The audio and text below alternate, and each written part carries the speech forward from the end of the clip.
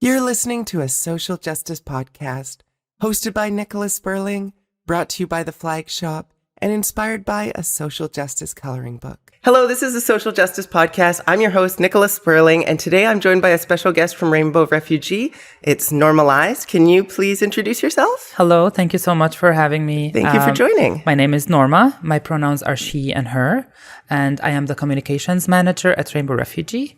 I'm a trans person and I'm a refugee here, so yeah. Wonderful. Well, in all of our episodes, we end up having this crossover of various issues. So we'll find out if that happens today. Probably will. We're both trans people, so that may be part of the discussion at some point. But to start with, I like to give our guests a sense of what the issue is that we're speaking about. So in this case, what does it mean to be a refugee? What does it mean to be an immigrant? Is that something that you can maybe explain a little bit? Yeah, of course. The definition of a refugee, or refugees are usually people who have fled their home countries based on fear, violence, conflict, or persecution, and crossed international borders looking for a safety in a different country. Mm-hmm. Refugees are usually people who are unable or unwilling to go back to their home country based on this fear that we talked about. And the persecution can be for race, religion, nationality, being a member of a specific social group, mm-hmm. which is, here we can talk about LGBT people, yep. Or having a specific political opinion. Right. However, an immigrant is someone who has granted the opportunity to stay, work, and live in a certain country. They can always go back to their home country. They have the choice to go back to their home country. They're not forcibly displaced or fleeing persecution, technically. Right. So a refugee, if they find a new place to live, would also be considered an immigrant, but not all immigrants are considered refugees. Exactly. Right. Yeah. And at a certain point after, people can, of course, identify the way they want to identify. Mm-hmm. But as you mentioned, immigrants are not always refugees, but refugees can, after a certain point, if they decide to refer to themselves as immigrants instead of refugees, they have the option to do. Right. Yeah. Okay. Thank you for the explanation. Yeah. And touching on the organization that you work for, how did Rainbow Refugee come to exist, and what is the focus of the organization's work? Yes. So Rainbow Refugee is a Vancouver-based organization. We started working in the year 2000 with the mission and vision of promoting safer, equitable migrations for people fleeing persecution based on sexual orientation, gender identity, gender expression, social characteristics, and or HIV status, also known as SOGI-esque.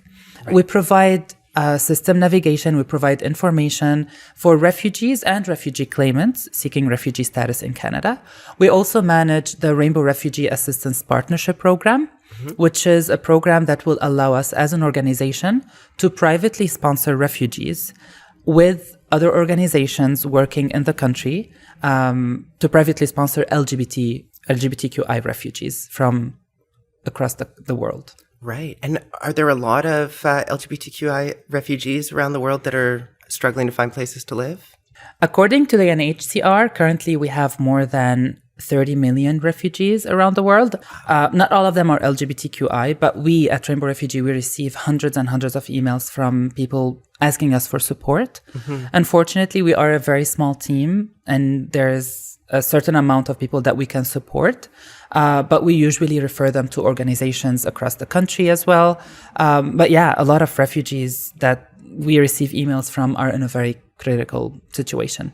Right. It seems like it's critical because even I will get messages from refugees. They'll see that I do work within the queer communities locally and reach out and say, I'm looking for a way to get to Canada. And I go, I don't know what I can personally do, but please contact Rainbow Refugee. Yeah. Sometimes they haven't heard of your organization. Oftentimes they have already, but it's just so difficult, I guess, to find a way to make it into Canada or any country when you're in that position. Yeah, and it's very important as well for us to share with everyone that who we can support and who we cannot support. Mm-hmm. So as I mentioned earlier, the definition of a refugee is a person that should be outside of their home country. Mm-hmm. So if the people who are reaching out to us are still in their home country, there's nothing that we can do to support them. Right. They have to be outside of their home country in a different country, seeking refuge there. So that's when they will be qualified as refugees, and that's when we can support them. Right. So you're looking at people who are in like refugee camps, perhaps? Refugee camps, or people who are left their home country. They don't have to be necessarily in refugee camps. They can be living and working in a certain country for a specific period of time, with no durable solutions for them in that country. And that's when they will be able to have the support that we provide. Okay, fantastic. Yeah. How did you personally become involved with Rainbow Refugee? As I mentioned, I'm a refugee here. So I moved to Canada in 2018. And the first organization that I went to, I only knew one person in Vancouver. And that's it. And that person, when I came here, he used to work with Rainbow Refugee. So he introduced me to the organization. I started volunteering with them, and then I became a member. And then in August 2020, I became a full-time staff. I was working with a specific program, the sponsorship program, the program that sponsors refugees to come here. Yeah. And I recently joined the communications team. Amazing. Yeah. So it's been fairly recent for you that you've been full-time with Rainbow Refugee, or post-COVID, I suppose. Almost 3 years. Yeah. What has it been like transitioning into that organization during COVID? Does that pose some challenges? The team that I joined, we were only 4 or 5 people working, and now we're 13 people. So the organization is growing. The only challenge was it can be a bit emotional to work with, because being a refugee and working with refugees, it can be a bit emotional, a bit tricky. Right. But it is extremely rewarding because we are doing something that we believe in. I am part of the community and I'm working for the community. And I believe, I don't look at my job as a job. I look at it as something that I'm passionate about. Right. I think that's a similar approach to how I look at trans advocacy work, right? As a trans person, it's often difficult dealing with issues that affect me personally, but it's something I really care about. And I'm sure you feel 100%. similarly, right? Yeah. And there's a very fine line between looking at it as a job or looking at what you're doing as activism. And I do my best to remind myself that yes, I'm an activist. Yes, I'm a refugee activist. Yes, I'm a trans refugee activist, wearing all the different hats. But at the same time, when I'm at the office, and this is my job, I can't take what I receive or what I see in the office, I can't take it home with me, because it will be extremely hard for me to deal with it or to navigate through my day-to-day life. Right. I was going to ask you how you make that separation too, because for me, working in with the Flag Shop, I do social justice advocacy work. I'm the social justice ambassador for the Flag Shop, but I also do social justice advocacy work in every aspect of my life. So sometimes it becomes really difficult to tell when am I on the clock and when am I not on the clock. Do you also struggle with that? Or is it sort of when I'm in the office, I'm on the clock, and when I'm not in the office, I'm doing my own advocacy? I wish I can, to say that, no, now I'm from 9 to 5, I'm just focusing on this. I wear different hats, and I try I'm still learning, and I try as much as possible to say, okay, now I'm wearing the trans hat, so I'm focusing on trans advocacy. Now I'm wearing the refugee hat, I'll focus on refugee stuff. So it's not the easiest, but I guess I'm managing. Yeah. I'm still here, so I'm managing. Fantastic. Well, hopefully that continues well. Thank you. What are some of the causes that would make someone become a refugee? Like, are we talking about wars, or is it someone's being targeted by a gang, or what are some of the types of scenarios that you encounter? War, violence, persecution of being gay or of being part of the LGBTQI community, receiving threats on a daily basis. I believe 71 countries in the world, they still decriminalize homosexuality. So we can only imagine how the lives of LGBTQI folks living in those countries can be.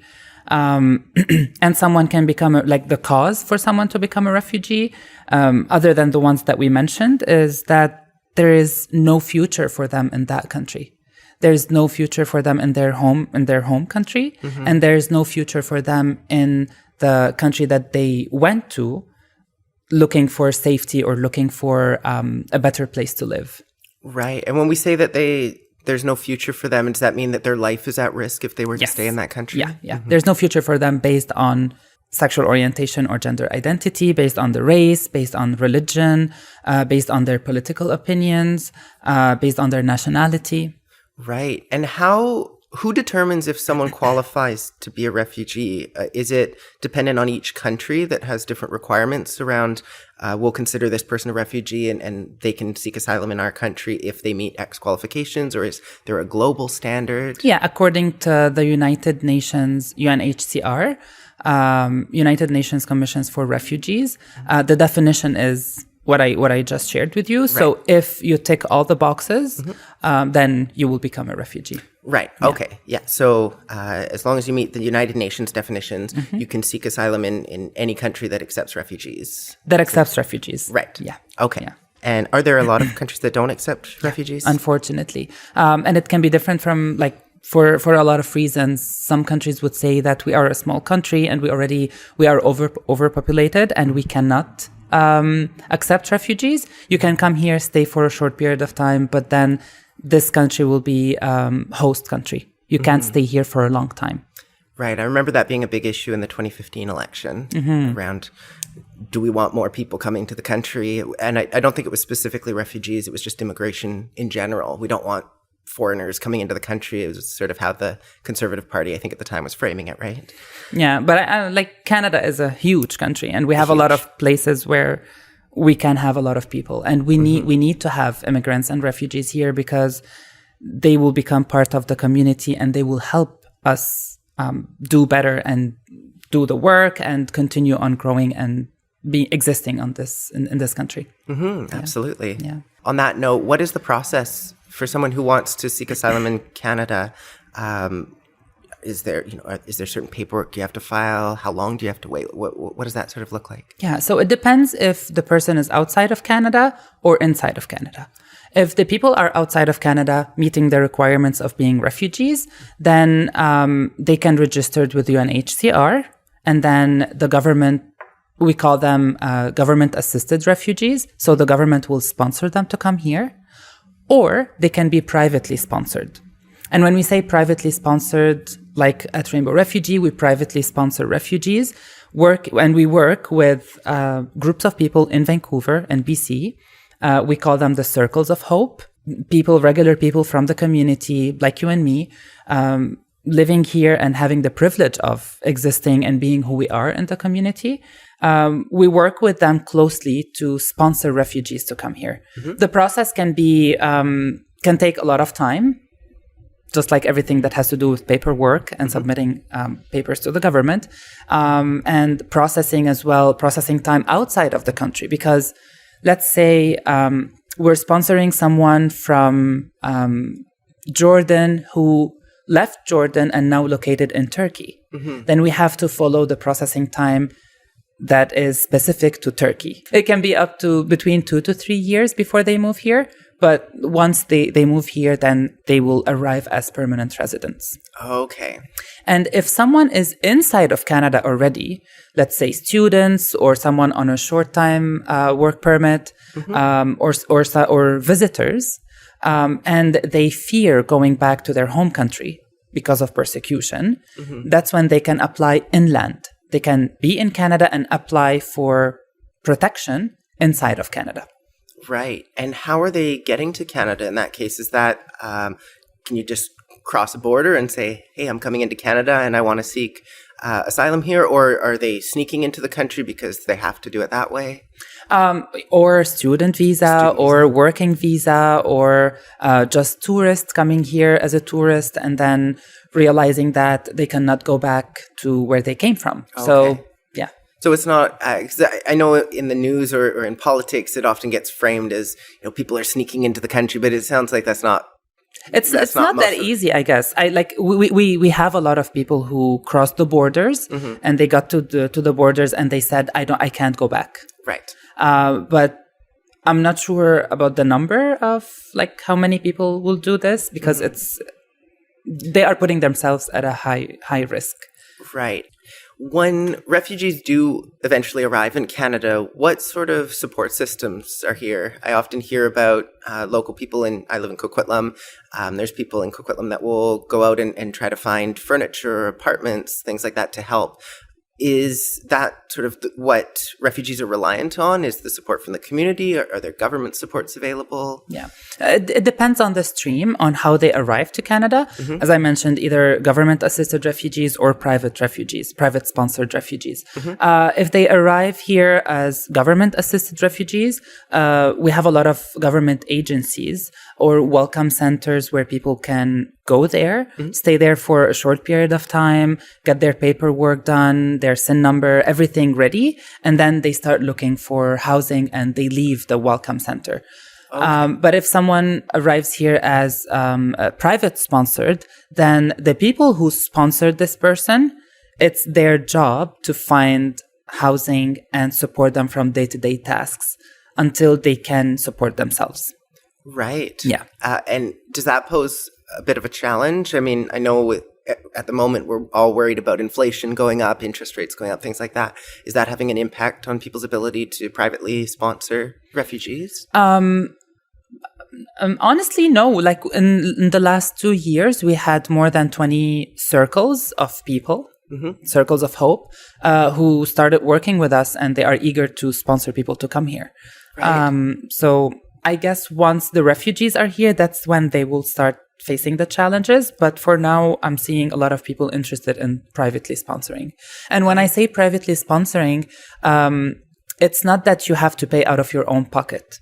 Oh. We support the circles to fundraise and make fundraising events. Okay. To collect the money, put them in the circle, and then once the refugees are here, this money will be for them. Oh, so I may have inadvertently been part of something like that in the past because I'm not going to mention names, but a friend of mine organized a big bingo night as a fundraiser for Rainbow Refugee. Yeah. So that might have been along those lines. Yeah. Okay. Yeah, if that wasn't for a specific circle at Rainbow Refugee, that would have gone to the general donations for Rainbow Refugee to help us support other people. Amazing. Yeah. Love that. Yeah, so you were part of it. So much. Yeah.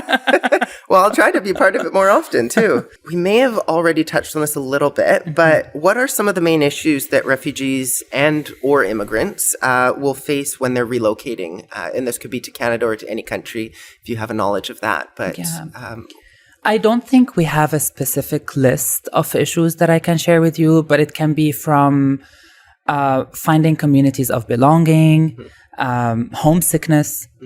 I still feel homesick until today. Things like not being able to find food that's familiar. Yeah, or sometimes having food or familiar places as well, because refugees are, as we mentioned, forced to leave their countries. Right. It wasn't a choice. I was forced to leave my country.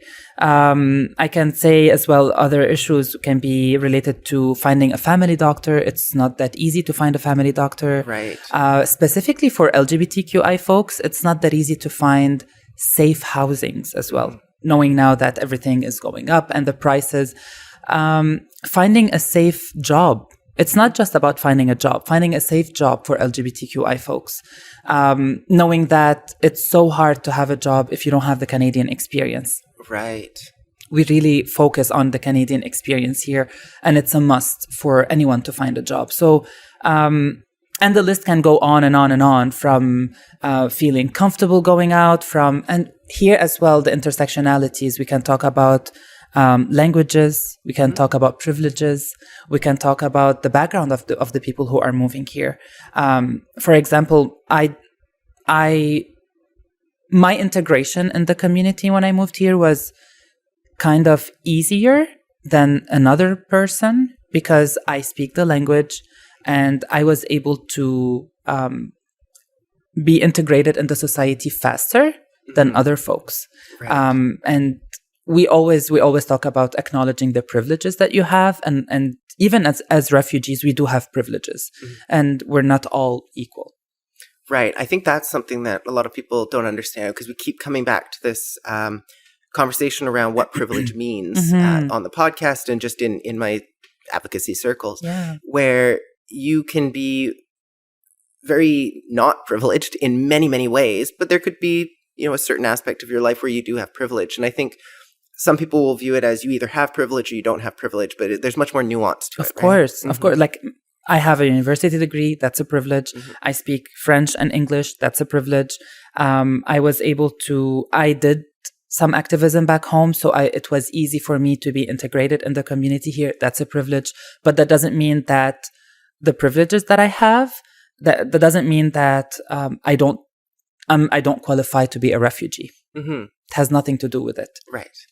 And when we're talking about that feeling of homesickness, are there opportunities for people to immigrate as refugees with pets or with family members? A lot of refugees are traveling now with pets because we consider pets chosen family. And a lot of refugees that we sponsored in the past and we're currently sponsoring, they moved here with their significant others. They moved here with their partners. And that gave them sense of being like, at least I'm not here by myself. Right. At least I have someone that I love. As well, a lot of refugees that we sponsored or an immigrant who moved here, let's say 20 years ago, now is sponsoring his sister and his mom because they had to leave their home country and go to a different country based on persecution because his sister is from the LGBT community. Right. So now he's an immigrant and he's sponsoring his family who are considered refugees outside of their home country. Right.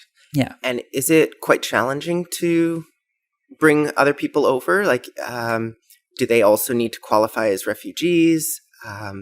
Is it, easier for you to bring over a spouse than your parents, for instance? It depends. If they are outside of their home country and they're fleeing persecution, then yes, they will be refugees. But we specifically work with LGBT folks. So if they're not part of the LGBT community, then they have other organizations that can support them and sponsor them. Right. And I know a lot of churches, they do this, a lot of organizations. I can name Mosaic. They sponsor refugees as well who are not part of the LGBT community. I guess when you're coming into a new country, there's going to be a different society, a different way that things operate. What is the process of overcoming those societal stigmas like when you're moving to a new country? I mean, I'm sure it's different in different countries, right? But it depends on how similar that country is to where you're coming from. But is that quite a challenge to overcome? Are there a lot of social stigmas out there in Canada? I believe removing the stigmas can start from us here. Living here, all the stigmas that we have around refugees, all the misinformation that we're spreading about refugees, and all the internal stigmas that we sometimes project on other people, specifically if they are refugees. So when we talk about removing the stigmas or working on the stigmas or how refugees are working on the stigmas, I always take a step back and I invite, again, privileged people here to work on themselves, removing the stigmas that they have so they can support refugees to be integrated in the community. Right. And what would your suggestions be for someone who's thinking, well, maybe I do have some stigma that I need to work on? Is it education? Like it's just reading and podcasts like your podcast. Listen to this podcast. We have a lot of information out there. We're in 2023. A lot of people are using the internet nowadays. It's a privilege to use the internet, but a lot of people are using the internet. And we have a lot of information. If we really need to work on something and if we really need to work on ourselves to remove the stigmas that we have, the information is out there. Definitely from engaging in conversations with other people, being involved in different circles that we are usually involved in. If I feel getting stuck in an echo chamber. Yes. And if I feel that this group of friends that I have, they always have specific comments or specific behaviors around refugees and newcomers, maybe I should look for a new circle with people who are seeing things in a different way, and just to have a better idea of what is a refugee. And don't be afraid to talk to refugees and newcomers as well. I know that it's not up to us to educate people, but at the same time, engaging in a conversation with someone can really change how we feel about a certain topic. And this is what I always say about trans people. Don't be afraid to approach a trans person, but be sure that a trans person should not be your Google. Google should be your best friend. But then do your research and then come to us with questions after building a trust relationship between us. Don't just see a trans person walking down the street and just ask them questions or start asking them about their identity. So, it's more about the work that we can do and how we can be better human beings. Right. And we've talked about this in the LGBTQIA2S+ podcast. We've talked about this in the disability podcast, but this idea that we need allies to step up. So when you talk about if don't use a trans person as your Google, use Google. But also we sort of expect that allies are going to come in and help to educate people as well, so that it's not the burden of trans people in this case. Does that apply to refugees as well? 100%. 100%. And I don't look at allyship as a title that you can add to your resume. Allyship is a daily work. Right. It's something that we have to work on every single day. As you support LGBTQ people outside in the daylight, support refugees in the daylight. Don't keep us behind closed doors. Normalize having a conversation about refugees with your families, with your coworkers, with your significant others. Be involved in activities that we are organizing, that a lot of organizations are organizing, and be the change that you want to see in the world. I love that. Yeah. That's one of my favorite quotes. Yeah. Me too. Is there anything that we haven't brought up yet that you would like to make our audience aware of before we start wrapping things up for the podcast? I just want to thank you so much for giving us this platform and for being the ally that you are. Even if you, like you just mentioned, maybe I was part of it. So even if you don't know that you're being part of it, you are being part of it. And with just opening this platform for us, I really want to thank you. And I guess all the things that we shared in the episode, I really hope that people can take this episode and just take a deep breath and reflect on things that they're doing or things that they did in the past. It's never too late to introduce ourselves to a new idea. It's never too late to maybe change or adjust. Change can be, like, people can be scared when we say change. It's never too late to adjust or to add something meaningful to our lives, whether supporting LGBTQI folks or supporting refugees who are part of the LGBTQI community. Right. Yeah. Wonderful. Well, thank you so much for providing the opportunity for all of us to learn about refugees. And before we sign off for the day, we try to end all of our episodes by giving our audience something that they can take away and use to advocate on behalf of whatever the issue is. So in this case, what can our audience do to be better allies to refugees, to help raise awareness, to give back? What are some opportunities for them? Of course. You can go to our website, www.rainbowrefugee.com, where you can volunteer with us. We need a lot of volunteers on a weekly basis for different activities that we do. Or you can start your own sponsoring group and sponsor refugees to come here. Or if you feel that you don't have the time or energy, you can donate to us. You can share with your colleagues and ask them to donate.